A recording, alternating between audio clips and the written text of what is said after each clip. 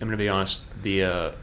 So the hallway leading to our OB department is at 3 a.m. It's very long and very quiet. And there have been times where it's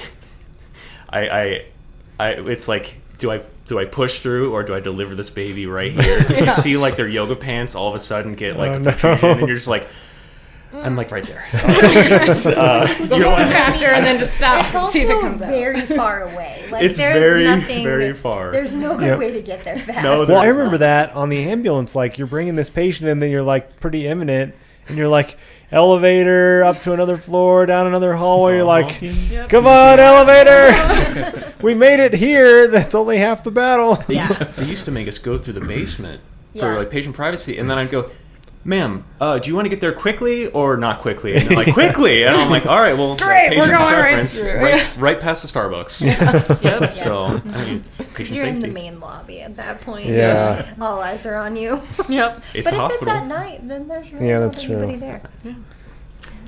I had to pull somebody out of a car in our coffee cart at like 2 o'clock in the morning one time. Like, me and another nurse were just grabbing coffee, and then like valet runs out and they're like, "We need help," and I was like, okay, I'm just gonna get my coffee in another bit. And I was like, oh crap, we have to. All right, we gotta go. Oh, dang. Yeah, it turned into something, and then we ended up getting our coffee later. But it was like we just happened to be at the coffee. You're cart not at that safe right anywhere. Time. It's like, you guys went to the wrong valet. It's the other one. Yeah. So, yeah. He ended up making it and being fine, but it was one of those where like, oh crap, we gotta go. All right. Shoot. Yeah, it's hard because of how hospitals are built, I think. Like, there's just, like, if they could see how big it's going to have to be eventually, maybe they would have designed entrances differently. But one thing I think that's helped me with burnout, too, is just not working a bunch of overtime, which I didn't take my own advice this last month for some reason. But I still have to learn that lesson periodically where, like, the overtime, like, working extra sometimes is not worth the money. It's like those days off are precious. And when you start stacking more shifts at work, like, it can be way too much. I think it could be that I'm getting older, too. When I was a paramedic, I could work a bazillion hours, and I'd be just fine. Well, and I have kids now, too. I feel like that makes it harder, but... Game changer. Yeah. Really. Yeah, They it's have tough to their get own downtime. lives, too. Yeah. You're just the driver. You hold snacks too. Snacks. Yeah. Car snacks. Yeah, car Yeah. snacks. For snacks. Yeah, I think cutting yourself off too, like when shift is done, you've done everything you can, like Yeah. doing your best to like switch into something you enjoy. One thing that's helped me a lot with that transition is audiobooks, because and it's not something to do with medicine. It's like, whatever latest thing I wanted to listen to, and that's helped a lot because when I'm driving home, it kind of provides that like cut off for me. And then when I get home, sometimes there's still stuff that's still on your mind, but it's a little bit less so, or it's something I can look forward to, like driving into shift rather than worrying about, oh man, how's this shift going to be? I can put on the audiobook that I'm interested in and, see, I was doing Lord of the Rings the other day. Oh, It's nice. legit. I reread- Saw that. Yeah. I reread Lord of the Rings recently. I I'm still on the hold up so fellowship well. right now. That's awesome. I'm Yeah, listening man. to it right now. There's a guy named Bunch of nerds. Phil in this Dragish room. who has like he puts it on Star Wars YouTube for too. free, Okay. but does like an amazing job. Puts Oh, in like nice. movie music into it, and, Oh, like that's really crickets cool. and Oh, stuff. fun. It's legit. That is really cool. But yeah, that's made a difference both to and from shift. Absolutely. Yeah. Yeah, making that transition because you're ER doctor for 10 hours or whatever, and then you've got to transition to husband and dad at the end of the day. And that's a really hard transition to make, I think. Mm-hmm. A lot of times, like, you've got to totally refocus on your family, and that's really hard to do. Then you're sometimes not nice to them. Yeah. Mm-hmm. Guilty. Yeah. But at least I apologize for it. Yeah. Like, I'm sorry. I had a hard day, but I will not do this anymore. Yeah. Your patients can be totally shot to hell at the end of a shift. I Yeah. mean, like, you're at your absolute limit sometimes. And sometimes it's not just the patients, but it's all the other stuff too. Like, operationally, Your like partner. partners, which I have a really good one. So that's not an issue. But like, yeah, it's just like all the things all together can sometimes be too much and on top of your job itself. So, Get some yeah. decision fatigue too. I think. Yeah. Come Yeah. home and okay, I don't care what we have for dinner. Yeah. Yeah. It's like, Yeah, Make just decisions stop I don't asking have me to. the Whatever. question. I feel like don't I've wanna had that decide. for years. I feel like I let my wife decide everything. I'm like, I don't have an opinion. Like, I've already made enough I've used decisions all of today. my decision capacity. All my opinions are already gone. Please I feel decide like this. all of our jobs are in fight and flight, like, all the time. So then when you finally turn that off, you're like, no, my brain doesn't work. I don't want to think. I don't want to make a decision. Yeah. Those of you that have driven ambulances, do you like to drive on your days off, or do you like let someone else drive? Or I absolutely hate driving. yeah, that's kind. I I hate it. still, even years later, I'm like, whatever. Yeah, I mean, I didn't really like driving before I got on the ambulance either. I'm just like being a passenger princess. I'll take all the calls if I don't have to drive. I'm still that way. But yeah, I hate driving, and the city is just so busy anymore, and there's construction everywhere, so I hate it. Yeah. Yeah. I hate driving. With this company that I work for, we have to go code 3 everywhere. Oh dang. So, like, every response to a call, lights and sirens. Wow. You're risking your life. So, no, I'm not a huge fan Why of do driving they- after that. Why do they do it that way? Because they want their response time to be less than 8. Oh man. So, but it's not based on like the acuity. No. That's weird. I mean, so, like, for less large companies, I would say they get to decide, but this company is just huh? ridiculous. And, yeah, driving code everywhere is exhausting. Oh yeah. I think it saves you like No, a minute no and a time. half, I think. Yeah, Yeah. like barely any It's time. like nothing. They Yeah. actually did a study about Yeah. that. I don't know all the details, but one of the agencies around here participated in it, I think. And yeah, they were trying to see if actually driving emergent returns were actually worth it or not. Like, how much time are we actually saving versus how much more danger we're putting ourselves and our patient in while doing that. Because I've had some terrible code 3 returns. Like, we're not buckled right now, okay? Right. Yeah. We're standing, yeah. And people So- don't see you like they think you're gonna. No. do something. They They don't stop. hear ya. They stop right in front of you. Yes, they'll slam on their brakes in front of you. crazy. Sometimes they'll just go. There's Anyway. there's a big push. So I went to the National Association of EMS Physicians conference. They have that like every year, and they presented some of that research from that same paper. And so there's a big push now for a lot of like operationally to cut down heavily on the code 3 responses, and just because it doesn't, I think it ended up being like 72 seconds or something like that you save, which I mean, we all know is probably not making a huge difference. Yeah. And The risk is chance of just it so being high. something that's like time sensitive is just so low. I mean, even for chest pain calls, the chances of it being like a true STEMI, like it's got to be like less than 1 in 100. So like, and driving to all 100 of those calls, lights and sirens, is it worth the risk? You figure you got 72 seconds, even if it's STEMI, Right. right? I mean, you can get him in. So yeah, I mean, wonder that's if a that'll missed change. IV, you know. I mean, like that's Yeah. not enough time to really make Make an a big impact. difference. Yeah. I mean, I definitely used to make it a challenge, and I went from That's what I would do. I took it from 15 minutes to 8 minutes one time, driving to a call, not driving back. But yeah, code 3 returns though. Like half the time you have to drive so slow. Like, what is the point? You Yeah. know, Everybody's like you're flopping in the back. right. Yeah. Yeah, you have to drive so slow, or else people are just gonna fall on the patient. You know, you don't get good quality compressions. You don't get, Yeah. you know, like Well, and you freak out other drivers because you do go really slow, especially around turn. If you're a good code 3 return driver, you're going very slow around turns. You're very cognizant of everything in the back, so you're going very slow. But you're running full lights and sirens, and cars are like, they're going under the speed limit, Like, and they're just going 10. like, yes, they're Right. going through the red light, but they're going slower than the rest of us. So right, it's confusing. And a lot of policies are like, you have to stop at the light to clear it before you go. That's so confusing to people. People Yeah. are like, they stopped, it's my turn. yep, When you're about to like yeah, haul ass through the intersection. Yeah. So it's like, yeah. I think maybe it would be like,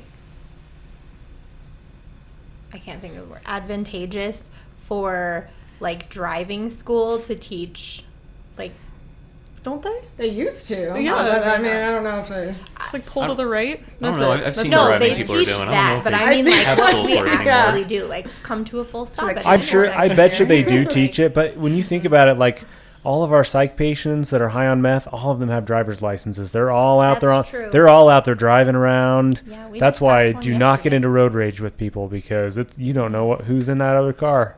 They let everyone have a driver's license, and they could be complete crazy. I always remember that when I want to flip someone off. I'm like, nope. I do a thumbs up Don't now, do it. actually. Do you? Yeah, I give love people a the thumbs irony up. of that. They cut me off. I'm like, Excellent. I like the video of the trunk, like the chimpanzee that lives in the trunk. So like, have you ever seen the YouTube video where they get like in road rage and he just pushes the button and the trunk opens up and this like chimpanzee hops out with like a crowbar? It's like, That's really funny. I've gotten flipped off so many times in the ambulance. oh yeah, too. I've had people try to run me off the road. Like they had a Yeah. bad experience or something. I've had patients in the back and they're trying to run us off the road. Right. I'm like, oh my gosh. It's crazy. It's just insane. Yeah, I mean, you're a huge billboard, and if somebody does not like that company or had a bad experience, like, you gotta watch it. I think an ambulance got rear-ended in the city. Like on Yeah. purpose? Yeah. Oh, dang. That wasn't. Recently, Yeah, it wasn't wasn't. It was like a year ago or Yeah. something. Yeah. Yeah. It's crazy. I've never driven on a rig, and I'm sorry to be selfish. I always had like Marines around me, so if anyone was acting up, it's just like, all right, they're all like 6'2". Great. All right, go for it. I do Straight kind of want protein to. diet. I want to Yes. drive. I want to drive lights and sirens again, just for a little while. It'd be fun. You can do ride-alongs. I know. I've been Yeah, why meaning to did do you let- ride-alongs. Why did you let it lapse? No, I still have mine. still have yeah, it? I'm just not employed anywhere, but I'm still certified as a paramedic. Yeah, I need to go to the private ambulance here in town. They're just down the road now. I should go Yeah, and they are. They're really close. third ride. There's so much cool stuff that we can do. They can do now. I just worry that if the call volume was really low, I'd be sitting in the back of the ambulance board all day, Yeah, it might be. Sleeping. and that wouldn't be super fun. It's not like it was like 7 years ago where Yeah. it's just Like a not call like every that. hour. It's Yeah. a lot less than that. Yeah. Is it for in town here? Yeah. The call volume? I mean, there's certain days where you're doing that for sure, but like overall, like The norm people- is So I walked past a crew the other day, and they were getting called out. They were like, "Hey, can you do a quick turn?" And they were like, "We haven't even dropped off our patient yet." And I was like, "They're new." it's like that was standard back in the day. Like they're tagging you into a call as They soon as you were hit the just hospital. Baffled, and I was like, "Oh man, you guys have no idea." That's hilarious. They're like, this is like totally beyond their Yeah. comprehension. How is this? You can't do this to us. Yeah, This is I was- insane. I literally was laughing. I was like, "Wow." that sucks. I'm going to ask you guys this, and Sarah might roll her eyes because she's dealt with this question before on previous episodes. Has emergency medicine convinced you guys that there is a God or that there's not a God? Or what do you guys think about that? And if you don't feel inclined to answer the question, you don't have to, but just out of curiosity. I'll start with, so my story where so I'm a Christian, and I ran a call years ago when I was a paramedic, working way out east on a long shift. It was like 2 a.m, and we get called out to a cardiac arrest on a 4-year-old. And our response time's like a half hour. Of course, we're driving way beyond policy, like as fast as we can, but we're a half hour out from this call. It's out in the middle of nowhere.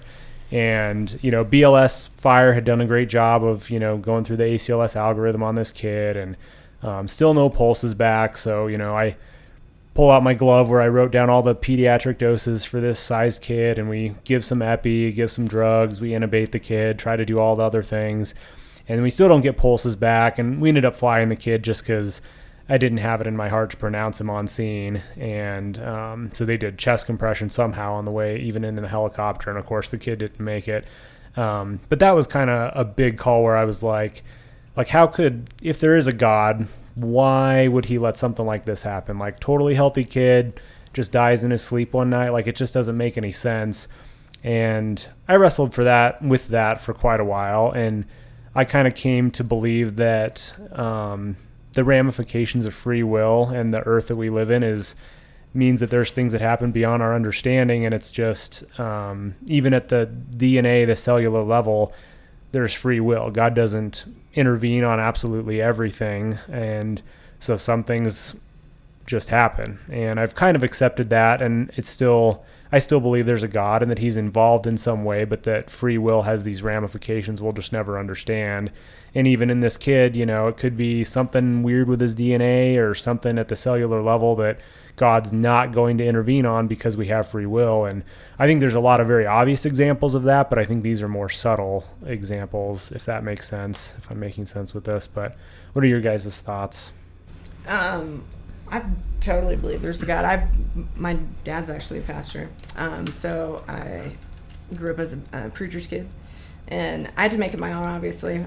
Never really left, like, I still have that deep relationship with God, and I've had moments throughout my nursing career where I had gotten kicked out of school before, different things, and I was just like, well, what the heck, this is... And then looking back on, I needed to be at that job, at that place, at that specific time, and I met certain people that were a huge aspect of my future career. And then I've seen, I've had an opportunity to pray with patients, obviously read the room.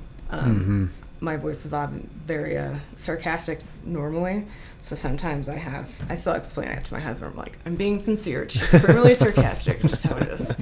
But there's times where I've had those times where I've got to pray with some of my patients, and then there's times where in my head I'm just doing it, and then there's times where it's like, all right, and I don't know why, I don't know, we did everything right, that we had the team, we had the things, I don't know, moving on. And I remember I had this one kid who, back at the psych hospital, I ran into like 9-10 years later, and she was the one that I was like, just, there's something about this kid, I just wanted to work with her. And she actually, I got to teach her a clinical rotation in nursing school 10 years later. I was cool. like, look at you, all grown up. You're like, my cold little black heart just melted a little bit. So, you know, I think that there's, like you said, there's that free will aspect, and there's a lot in this world that we can't explain, and sometimes you just have to be okay with that. I feel, because we see it all too. I mean, you see like patients come back from the brink of death with it and doesn't make any sense, the 91-year-old that comes back from cardiac arrest, and then, you know, the healthy 20-year-old that doesn't make it through. You know, it's hard to see that whole spectrum and try to make sense of it logically, and I don't think that we can. Have you... It was in the UK, I think, and I have other thing. I can answer your actual question, but he was working in his machine shop, and his wife just happened to be like a cardiovascular trauma nurse, and he got grounded on his equipment, and it's machine shop equipment, so he just coded right there. But his buddy went and got her quality compressions immediately, and so they brought him back. He was a younger guy, like 30s, 40s. So they brought him back, and it's interesting to hear people's experiences, because we're so good at bringing people back from the brink, not like as we get better and better at it. And the more that people, you know, they're lights out for, I think it was pretty minimal time. I think he had full brain function afterwards, but he was like, I was floating in the universe. It was like everything felt great. And I know people can debate kind of, are those just chemicals? So, I mean, unless you've been there, you have no idea, right? Right. But it's interesting to hear those accounts from people that were just quality compressions brought back from the brink. And I've never heard of a bad experience with people relaying that. So it's really interesting to hear that we're technologically able to get people back to where they can relay, like, oh, that was amazing. I was like just floating through, and all this good stuff was happening. I felt totally at peace. And so those are interesting accounts. I forget what the guy's name was, but yeah, one of our nurses, Sarah, tells a story about this old lady they were coding, and they pulled out her dentures to intubate her, and someone just put it in the crash cart and closed it and forgot about the dentures. And they got her back, and later she was like up on the floor, and they were like, sorry, we don't know where your dentures are. And she's like, they're in the crash cart, in the red cart, and that's where they were. And so Sarah was like, I really watch what we say in the room when we're coding somebody, because she's like, I think they can hear it, and a lot of times they know exactly what's going on. I'm like, wow, that's a weird story that she would have known where they were. There's not really any other way to explain that one. No, and I mean, when we're in a code situation, you try to lighten the mood when it's appropriate at different times. And we had this one night where we just had 3 back-to-back-to-back cardiac arrests. Like, as soon as we got one, all right, and get him out of recess up to the ICU, because everyone just wanted to have a cardiac arrest that night. And then, you know, you do your best to lighten the moods, and that's why bring bags of stickers because, it's something simple, but stickers are cool. My new thing is, in between patients as we're getting trauma calls in or whatever and everyone's gowning up is randomly singing Creed to everybody or, something that's just out off the wall just to be like, all right, and round 2, here we go. Right. Before we go into the abyss again with everybody. So. Yeah. I think it helps you compartmentalize and move on from one horrible thing. Because we're not really meant to just move on, but in our line of work, we have to. So, whatever you can do to, be able to move on mentally and deal with whatever tragedy you saw later, but in the moment, you've got to just move on to the next one. You can't go cry for 5 minutes. I grew up kind of in the church. My parents decided to do some, youth ministry. So there was a lot of that growing up. There was, my dad did worship. So then when I was older, I did a lot of worship. And then I would say that I'm not religious now, but I've had some pretty impactful patient interactions, life interactions that have just changed my views. I think that I was pretty religious when I was in this relationship, and then my partner died, and so that really changed my view on life. I was in medicine at that time. I didn't understand it. The person that killed him went to the hospital I worked at. I had a bunch of that was a pretty horrendous. That was a pretty life-changing event. Yeah. And then I had one call recently that was a non-accidental trauma with a pediatric 4-year-old that passed, and I couldn't do anything about it. Oh my gosh. And I've had 7 cardiac arrests. 2 of them have come back. And I think with all of those things, I think we're too small to understand the universe. And I think that if you need religion to help cope, and that's what you come back to at the end of the day, and that's how you keep moving forward, then keep doing that. Then keep going back to that. Keep praying, keep doing whatever you need to do. But for me, I think I've had some really dark times, and religion just wasn't the answer for me. And so I would say that that's my perspective on it. No, thanks for sharing that. Handling grief with folks is very interesting, trying to find the right thing to say without whether or not they're religious. But I think the 2 best explanations I've really had explained to me, and I've had a chance to travel a little bit, and I've spoken with Muslim imams, Polish Catholic priests, Buddhist monks, just all kinds of, from Tibet, all kinds of different people.